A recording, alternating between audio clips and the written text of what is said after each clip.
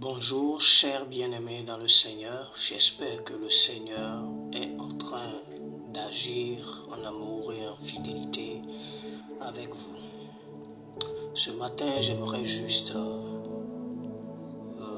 exhorter quelqu'un, parler à une personne, quelqu'un qui entend ma voix. Et j'aimerais justement parler sur un sujet que la plupart des gens savent, mais ne savent pas comment y procéder, surtout la jeunesse. Je veux parler de l'onction. Tout d'abord, l'onction, c'est une marque d'autorité. L'onction, c'est une marque d'autorité. Et c'est une capacité que Dieu nous donne à exercer dans son service. Une capacité que Dieu donne à son serviteur, ou bien Dieu donne aux chrétiens. Que ce soit une femme, que ce soit un homme, il ne faut pas épargner les femmes. Les femmes de ministère existent et Dieu a établi tout ceci. Donc, cette capacité est donnée pour exercer dans un domaine précis, dans le service de Dieu. Et nous devons savoir aussi que l'onction est pour nous comme un mandat qui a été donné. Ça va travailler sur une durée. Et l'onction travaille ici sur terre. L'onction ne travaille pas au ciel. Nous n'irons pas au ciel avec l'onction. Nous aurons l'habitude d'écouter nos généraux dans leur prédication. Ils nous parlent souvent du manteau de l'esprit. L'esprit de telle personne, de telle personne, de telle personne. Ce qui m'a amené à comprendre que l'onction fonctionne sur terre. Mais l'onction ne travaille pas au ciel. Alors c'est là que ça m'amène maintenant à étudier qu'est-ce qui m'amène au ciel et qu'est-ce qui fonctionne sur terre. Alors si l'onction fonctionne sur terre, alors que la Bible dit plusieurs hommes de Dieu, plusieurs serviteurs diront en ton nom nous avons délivré, nous avons fait ceci, mais le Seigneur dira je ne te connais pas. Donc ça veut dire que par rapport à l'onction, il y a quelque chose. Et pourquoi, après avoir utilisé l'onction, la Bible dit bien, ces serviteurs, les hommes de Dieu, mais il ne les connaît pas. Ce ne sont pas des magiciens en fait, ce ne sont pas des charlatans en fait. Ce sont des hommes de Dieu, des gens que Dieu a choisis à mandater pour travailler. Mais Dieu dit, il dira qu'il ne les connaît pas. Maintenant, au retour, qu'est-ce qui fera qu'on me connaîtra? Qu'est-ce qui mentionnera? Quel sera ce saut sur moi pour qu'on me reconnaisse que je fais partie du royaume? C'est là que j'ai compris que c'est le caractère en fait. Donc, il ne faut pas être là et puis croire que l'onction et le caractère font un. Non, l'onction est différente du caractère. Parce que quand on rentre dans le domaine du caractère, nous avons les qualités et nous avons les défauts. Nous avons les qualités et nous avons les défauts. Maintenant, quelle est ta qualité et quels sont tes défauts? Est-ce que tu arrives à observer ta vie, tu arrives à t'étudier pour voir quelle est la qualité et quel est le défaut? Quels sont les défauts que j'ai? Alors, l'onction n'amène pas au ciel. Ce qui veut dire que l'onction travaille sur terre, mais le caractère reste éternel. C'est-à-dire, c'est avec ton caractère qu'on te jugera au ciel. Et je pense que la jeunesse n'a pas compris en fait ceci. C'est pour ça je peux mettre l'appui pour dire l'onction est sur toi, peut fonctionner, peut travailler, mais ton caractère fera que tu seras mal vu. Alors j'exhorte un serviteur de Dieu, j'exhorte un chrétien de revoir le caractère. C'est nécessaire.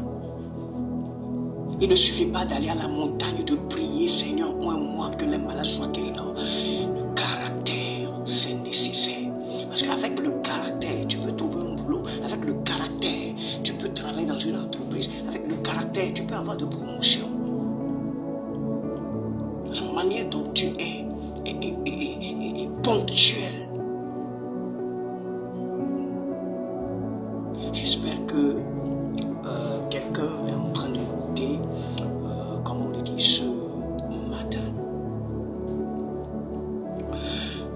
c'est une capacité, l'onction c'est une capacité aussi qui est donnée à un humain en fait d'accomplir sa destinée.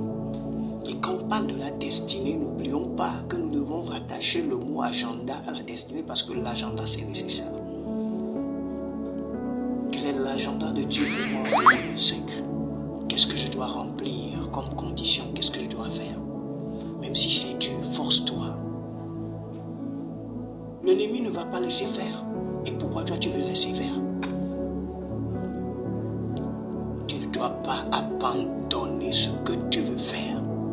Là où tu veux aller, n'abandonne jamais. Les gens vont te critiquer, les gens vont parler. Mais ne réponds pas avec la langue, avec la bouche. Ne réponds pas, mais réponds avec ce que tu as fait. C'est ce qui fera taire l'humain devant toi. Alléluia. Donc, la troisième des choses, nous devons savoir, c'est que l'onction, c'est une puissance qui agit en nous et au travers de nous. Il agit en nous et il agit au travers de nous. Et c'est une force plus indispensable. Est-ce que vous voyez? Une force plus indispensable dans la vie d'un croyant. Un croyant, celui qui croit, celui qui a confessé le Christ, celui-là qui a confessé, par exemple, quand la Bible dit c'est un croyant. Donc, nous avons cru, nous sommes parvenus au salut. Par cette grâce, maintenant nous avons le Christ. Le Christ nous donne cette capacité d'accomplir notre destinée et nous donne aussi cette force plus indispensable. Alléluia. Donc aujourd'hui, ne nous basons pas sur ce thème croyant que l'onction ne fait que chasser les démons et tout. Non. Quelqu'un qui entend ma voix doit savoir que quand tu as reçu le Christ, tu as une capacité en toi. Peut-être tu n'as pas encore eu le temps de découvrir cette potentialité qui est en toi. Mais peu à peu que tu découvres, c'est que tu avances. Et au fur et à mesure, tu découvriras encore les talents, la capacité, la force que Dieu a toujours mis en toi. Tu as un dépôt en toi dont l'humanité a besoin de ça. Mais pour que ça aille bien, il faut un caractère. Le caractère va fonctionner ici sur terre. Et avec ce caractère aussi, tu seras jugé au ciel. Mais l'onction, on ne le jugera pas au ciel. L'onction, on ne le jugera pas au ciel. C'est pour ça que j'ai l'habitude de dire, l'avocat aujourd'hui qui nous défend auprès du Père, l'avocat aujourd'hui qui nous sauve, qui nous défend, au dernier jour du jugement, le même avocat dira qu'il ne te connaît pas. Pourquoi? Parce qu'il t'a déjà observé. Il a vu tes marches, il a vu tes démarches, il a vu tout ce que tu as fait. Mais lui, il dit toujours, il montre sa main au Père.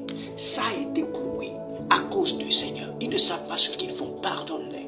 Mais le jour du jugement, ce même Père qui nous attend et me dira, je ne te connais pas. Je sais que cette partie, si les gens ont écouté ça, je sais que dans les commentaires, ils vont dire, quel est ce Dieu-là, et ce Dieu-là, et qui va faire ça, et puis il va te jeter encore en enfer, il va te dire, il va te dire. Ah, rappelez-vous même, lorsque Pierre a défendu Jésus, il se défend par rapport à Jésus, que Jésus ne soit pas crucifié. Lorsque Judas est venu avec les soldats, le même Pierre qui a coupé les oreilles, et que Jésus a repris l'oreille et a mis l'oreille à sa place, ce même Pierre a réagi qu'il ne connaît pas Jésus, a renié. Voici un exemple. Ce même Pierre, parce que lui veut faire, il a, voilà. Donc il y a des choses qu'on fait aujourd'hui que les gens, ou bien Dieu est en train d'agir, est en train de nous pardonner. Mais nous devons savoir qu'au jour du jugement, là il n'y a plus arrière, il n'y a plus devant.